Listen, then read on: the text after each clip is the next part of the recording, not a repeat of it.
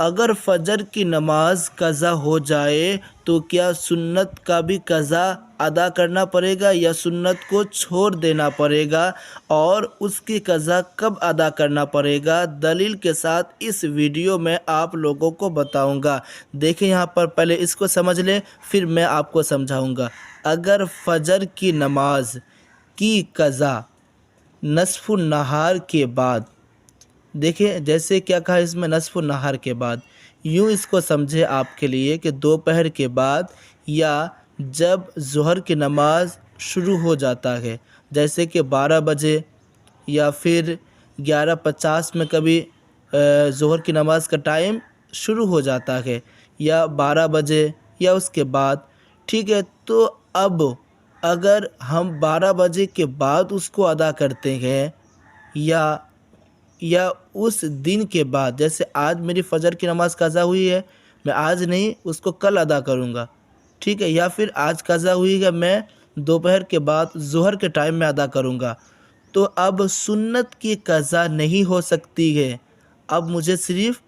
جو فجر میں 4 رکعت نماز ہے، 2 سنت 2 فرض، تو اب میں صرف فرض کو ادا کروں گا، یعنی فرض کی قضا کروں گا، سنت کی قضا نہیں کروں گا۔ اس لیے کہ اگر ہم جیسے آج میری قضا ہوئی ہے نماز فجر کی، تو 2 رکعت سنت 2 رکعت فرض ہے، اور میں دوپہر سے پہلے ہی پڑھ لیا، یعنی میں نے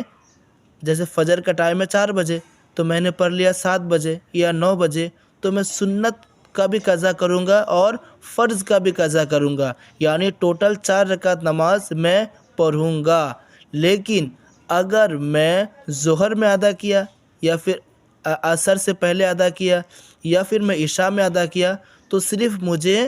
2 رکعت فجر کی فرض قضا کرنا ہے، سنت نہیں، کیونکہ سنت کا ٹائم صرف کب ہے؟ دوپہر سے پہلے، نصف النہار سے پہلے، ٹھیک ہے۔ اور اگر ہم ظہر میں ادا کریں گے تو پھر ہم کو صرف 2 رکعت ہی قضا ادا کرنا پڑے گا جو فجر کا فرض ہے۔ سنت کا جو ٹائمنگ ہے قضا ادا کرنے کا، اسی دن، جیسے آج میری